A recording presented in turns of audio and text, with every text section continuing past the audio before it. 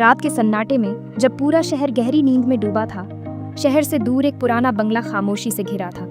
उस बंगले की दीवारें, जिन पर वक्त की धूल जमी थी, आज कुछ अलग सा महसूस कर रही थीं। हर कोना, हर दरार जैसे किसी अनकहे रहस्य को छुपाए बैठा था। बाहर तेज हवा पेड़ों को झकझोर रही थी और बिजली के तारों की गूंज रात की खामोशी में डर का एहसास घोल रही थी। बिजली के तारों में हल्की सी चिंगारी जैसे किसी अनहोनी का इशारा कर रही थी। हर झोंका, हर आवाज मानो किसी अनजानी आफत के आने की चेतावनी दे रहा था। अचानक उस सन्नाटे को चीरती हुई एक दिल दहला देने वाली चीख गूंजी। वह चीख इतनी तेज और दर्द भरी थी कि सुनने वाले की रूह कांप जाए। ऐसा लगा जैसे किसी ने अपनी आखिरी उम्मीद के साथ मदद के लिए पुकारा हो।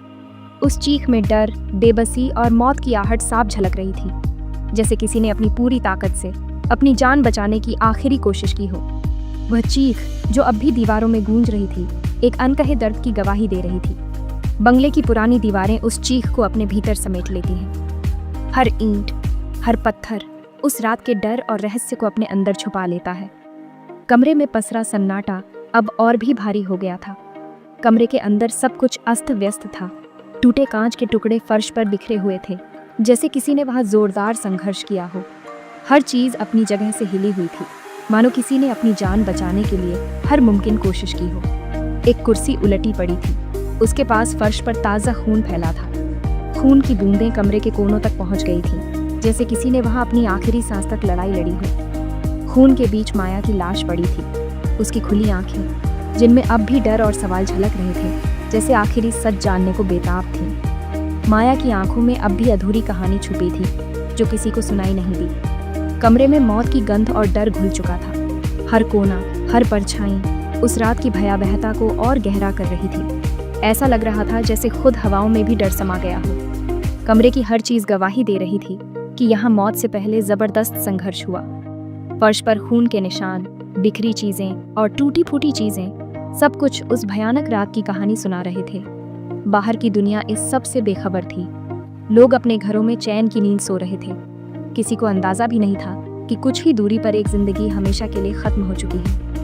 हर खिड़की के पीछे एक अलग कहानी थी, लेकिन इस बंगले की कहानी सबसे अलग और डरावनी थी। बंगले के बाहर गहरा सन्नाटा था, कोई हलचल नहीं, कोई आवाज नहीं। अंधेरे में डूबा वह बंगला अब एक रहस्य बन चुका था, जिसकी दीवारों के भीतर एक खौफनाक सच छुपा था। अब सिर्फ एक सवाल हवा में तैर रहा था, कौन था कातिल? किसने माया की जिंदगी छीन ली? क्या यह कोई जान पहचान वाला था या कोई अजनबी?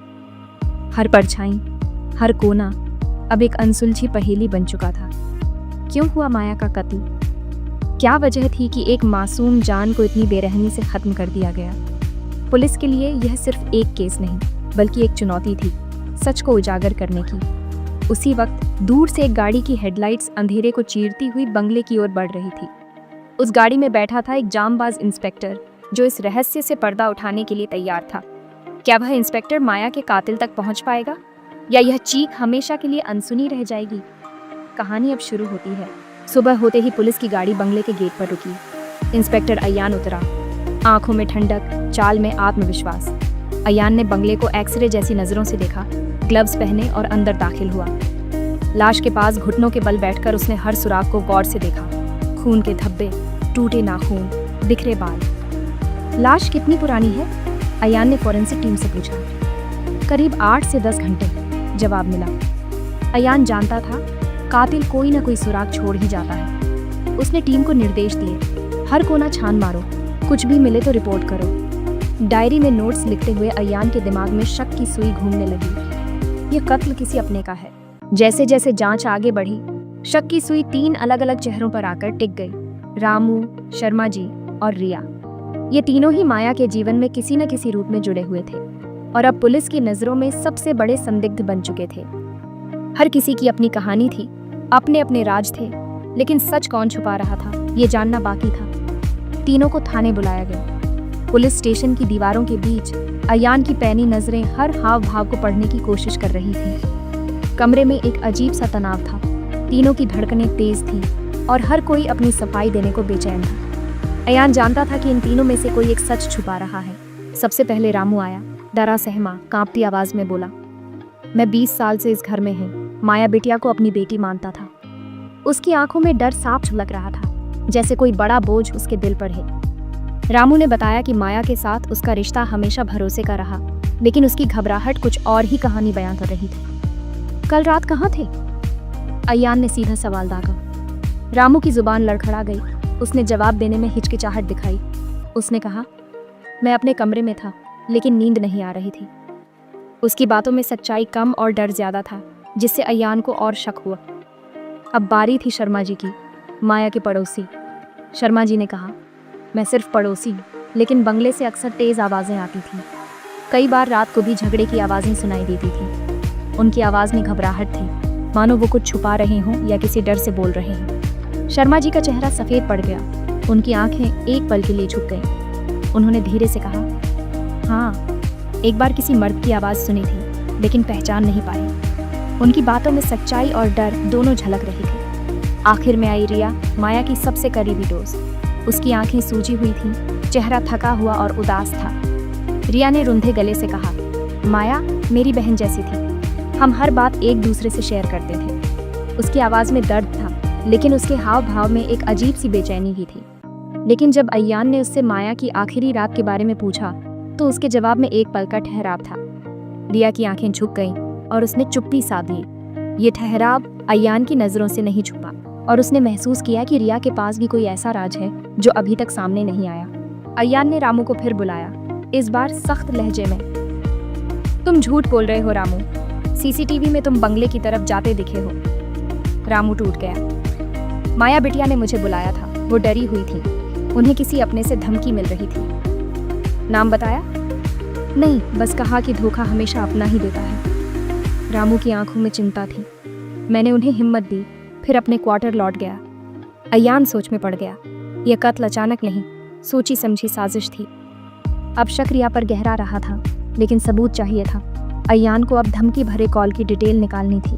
अब बारी थी शर्मा जी की। अयान ने पूछा, आपने बंगले से किसकी आवाज़ें सुनी? शर्मा जी बोले, माया बिटिया को अक्सर किसी से फ़ोन पर ऊंची आवाज़ में बात करते सुना। एक बार बालकनी में भी किसी को कोसते सुना। तुमने मुझे धोखा दिया है। क्या आपने किसी को माया से मिलने आते देखा? अजनबी नहीं, लेकिन रिया अक्सर आती थी। कत्ल से एक दिन पहले भी दोनों में बहस हुई थी। शर्मा जी की बातों से साफ था, माया किसी गहरे तनाव में थी। अयान के दिमाग में शक और गहरा गया। रिया ने बहस का जिक्र नहीं किया था। अब सवाल था, दोस्ती में ऐसा क्या हुआ कि एक दोस्त कातिल बन गई? अयान ने रिया को फिर बुलाया। इस बार उसके सवालों में जवाब छिपा था। रिया, कत्ल से एक रात पहले तुम्हारी माया से लड़ाई हुई थी, क्यों छिपाया? रिया घबरा गई। हमारी कोई लड़ाई नहीं हुई, वो हड़बड़ाई।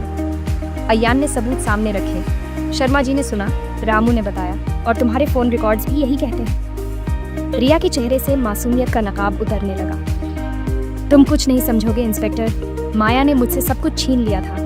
मेरा प्यार, मेरा भरोसा। मकसद साफ था, धोखा और बदला। लेकिन कहानी में एक और राज बाकी था। अयान ने माया के कमरे की तलाशी ली। उसे एक पुरानी डायरी मिली, जिसमें एक धमकी भरा खत छिपा था। खत में लिखा था, तुमने मुझसे मेरा प्यार छीना है, मैं तुमसे तुम्हारी जिंदगी छीन लूंगी। खत के नीचे माया ने लिखा था, मुझे पता है यह तुम हो रिया, काश मैं तुम्हें सच बता पाती। अब कहानी उलझ गई थी। एक तरफ रिया का बदला, दूसरी तरफ माया की मजबूरी। अयान के पास अब रिया के खिलाफ मोटिव और धमकी दोनों थे, लेकिन कत्ल का हथियार और सीधा सबूत अब भी गायब था, जो बंगले में ही छिपा था। अयान की नज़र कालीन के नीचे चमकती चीज पर पड़ी। एक चांदी का पेंडेंट, आधे दिल की शेप में। उस पर ए और एस लिखा था, अयान और सोनिया। ये वही पेंडेंट था जो अयान ने अपनी पहली मोहब्बत सोनिया को दिया था। सोनिया तो सालों पहले एक्सीडेंट में मर चुकी थी, फिर उसका पेंडेंट यहाँ कैसे? अयान ने सोनिया के केस की फाइल मंगवाई। गवाहों में एक नाम था, माया, और उसके साथ थी रिया। अब सारी कड़ियां जुड़ने लगीं। सोनिया की मौत कोई एक्सीडेंट नहीं थी, माया उस मर्डर की गवाह थी, और यह पेंडेंट उसी पुराने राज से जुड़ा था। अयान ने रिया को आखिरी बार बुलाया। कमरे में सन्नाटा था, हवा में बेचैनी तैर रही थी। अयान के हाथ में वही पेंडेंट था जो कभी सोनिया के गले में दिखा करता था। उसकी उंगलियां उस पेंडेंट को कसकर पकड़े हुए थी, मानो उस छोटे से गहने में ही सारे जवाब छुपे हों। रिया का चेहरा देखते ही अयान को सब कुछ समझ आ गया। उसकी आंखों में डर, पछतावा और एक छुपा हुआ दर्द साफ झलक रहा था। उस एक पल में जैसे सारी परतें उतर गईं। ये सोनिया का है ना? अयान ने धीमे लेकिन सख्त लहजे में पूछा। उसकी आवाज़ में सवाल कम, इल्ज़ाम ज़्यादा था। रिया की नज़रें झुक गईं और कमरे में एक भारी चैन मोह छा गया। रिया आखिरकार टूट गई। उसकी आंखों से आंसू बह निकले। सोनिया मेरा प्यार थी, माया ने उसे मुझसे छीन लिया।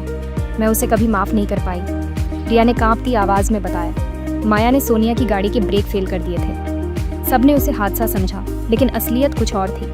माया ने जानबूझकर सोनिया को मुझसे दूर किया और उसकी जान ले ली। कुछ महीने पहले मुझे सोनिया की डायरी मिली थी। उसमें हर राज लिखा था, उसकी तकलीफ़ें, उसका डर और माया की साजिश।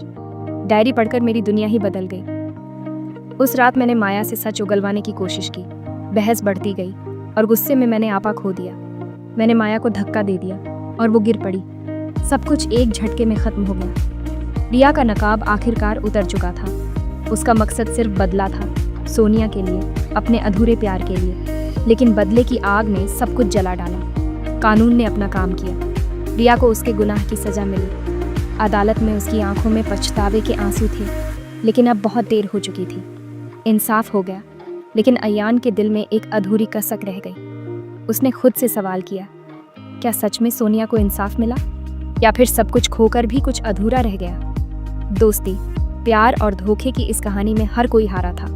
रिश्तों की बुनियाद टूट चुकी थी और हर दिल में एक खालीपन, एक पछतावा रह गया। कभी जो दोस्त थे, आज अजनबी बन गए। इस कहानी में न कोई जीत पाया, न कोई बच पाया। बस रह गईं अधूरी यादें और एक गहरी चुप्पी।